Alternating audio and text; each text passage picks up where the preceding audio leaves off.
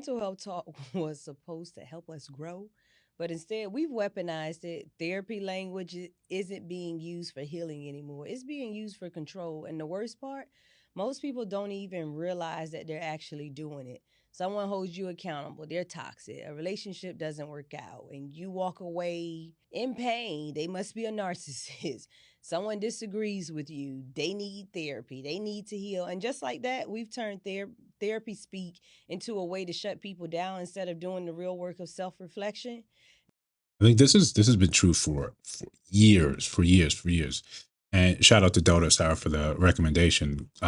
Guys, you can look and find my email and send me videos that you think might be appropriate for the channel, or you're just really curious about my opinion. I'm happy to cover them. But this has been a thing, especially men. We've been on the brunt end of this for decades.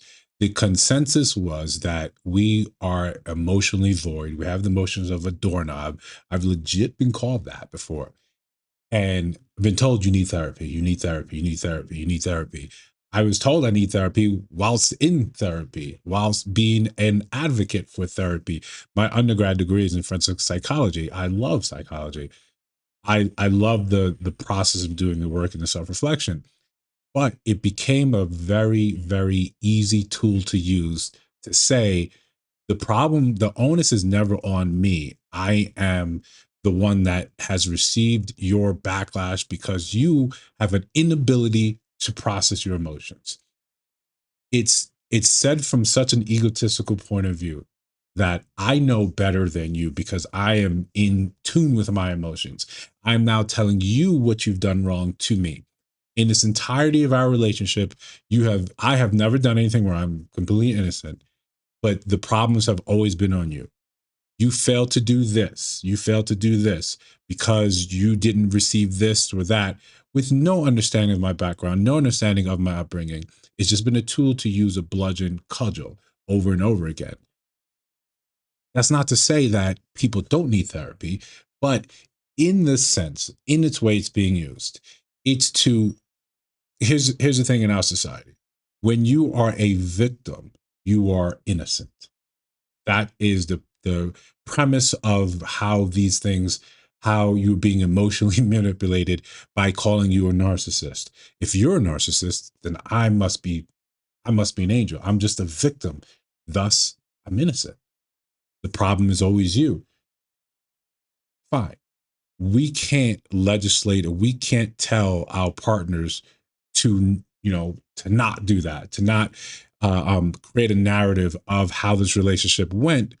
The problem is when you never have an opportunity to stop and do any self-reflection, because largely society has gone along and supported the narrative that you are the victim, that someone did you wrong. Therefore, it is on them to fix it. It's on them to do the change. You just now have to find the right person for you and it'll all be fine.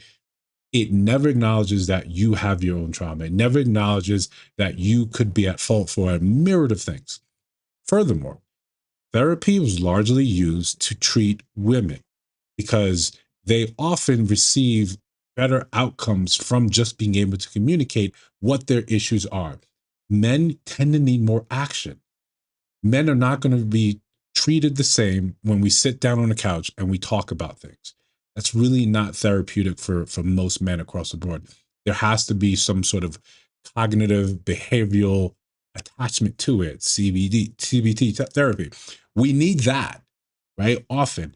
But when therapy has become more common and more common speak, it's just as if, no, this is normal. The problem is you. Then we want to transform and transform and transform and transform men till we no longer recognize them as men. Why aren't you this? Well, I want you to be emotionally sensitive, in tune with your feelings. I want you to be able to cry. I want you to be able to share. But then why are you vulnerable with me? Why are you not a man? You have these like this dichotomy, this clashing, and we never really say, why you want me to do all this work, why you want me to figure all these things out, what are you going to be doing? Do you not recognize that you also contributed to the downfall of all of your relationships? I don't care how abusive, how awful, there are things in those relationships you also did wrong. Let's continue. Not everyone who hurts you is a narcissist.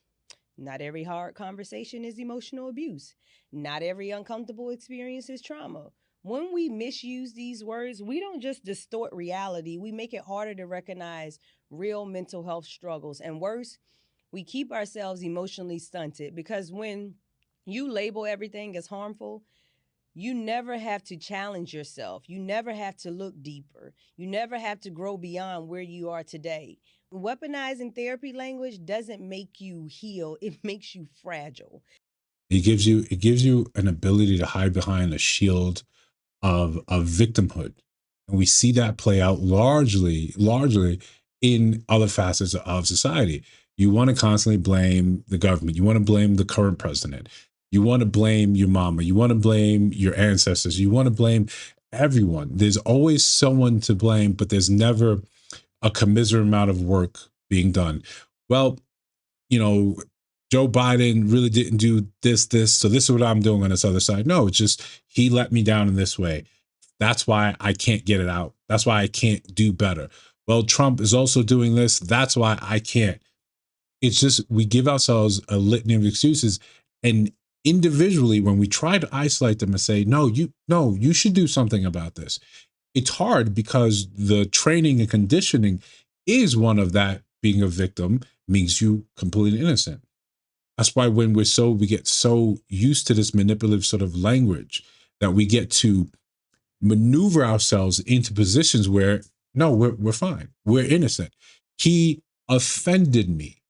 His language was violent towards me. But now I'm a victim. Now I'm innocent. Now it doesn't matter what happens after this. You're at fault. You need to be the one that needs to be retrained, canceled, or excommunicated from society as a whole. It makes us weaker individuals across the board when we don't take the time, because life is gonna life. When we don't take the time to take the lumps that life gives us and says, okay, this is a learning experience. This is a learning experience. I had a couple of videos on here where a woman would say, well, my matches on these dating apps are so horrendous, so awful, and they never stop and say, ooh, were there possibly some issue with me? Maybe I'm not the catch that I think I am, but we don't see that. We just see them carry on like it's fine. But more to the point, you go to the comments and all you really see is support. It's support, it's support, it's support. No one actually goes in to start in question and say, hey, maybe there's an issue with you. And when you do on a rare occasion find that, you can also find people getting, vitriolic in the responses like the creators. It always baffles me that you will create something, put part of yourself online for open critique for the world to say something about it, and then get mad at their opinions and responses. When people have comments on this channel that I don't agree with, or they flat out, or they tell other friends that I know in real life, hey, I didn't agree with that. All my friends know, hey, you can tell them. You can tell him that's how he gets better. That's how he sharpens himself. You stay in this echo chamber of fragility of he was always the wrong, he was always a narcissist. What happens? Your outcomes are no better. And then we'll couch this right in I'm setting boundaries. I'm looking out for red flags. The first sign of red flag, I run because you're fragile, right? You got the big orange, bright sticker on wrapped around you, fragile, marked fragile. And it's not fragile in a good way. Treat with care. No, it's at the first sign of danger, first whiff of trouble, you'll run. You'll break everything else down. How do you expect to build something with anyone if when the first time you're challenged with it, you break down? The whole thing is done. You escape. You're finding a reason to leave. It's you're constantly worrying about the worst case scenario because it looked like this thing that happened in the past when you take no accountability for what you may have helped to put into that situation. Let's finish this up. Because the more you convince yourself that everything around you is the problem, the less you ever have to change. Another question for you, okay? Am I actually healing or am I just giving myself permission to stay the same? Absolutely. I say that all the time. You're just taking time. Like I say, you take time in between dates or relationships, right? We all understand that. But what we'll do is we'll just have time happen. There's no work, there's no inner sort of dialogue or challenge in saying, what am I doing wrong? No, we just set up more fragile boundaries, more fragile pseudo red flags saying, if I see this, I'm out. If this happens, I'm out. We don't look or we don't give anyone else grace. We don't give grace, anyone else grace to know you may have been a victim of my selfishness, of the way I looked at the world. I never go into these things having to think I'm saying sorry. And men, you can write down in the comments how many times you've heard your significant other, your woman in your life say, you know what? I'm sorry. I messed that up. I was wrong. No, it's always couched in, I did this because you did. You didn't, you failed to do this, therefore I did this. And we let that go because we created a society that, on one hand, we like to say that we have the strong, independent women, but the wholly fragile because they can't take that accountability. They can't take that metaphorical punch to the jaw that says, hey, you messed up here. This is something that you need to fix, rather than telling him, you need to go to therapy.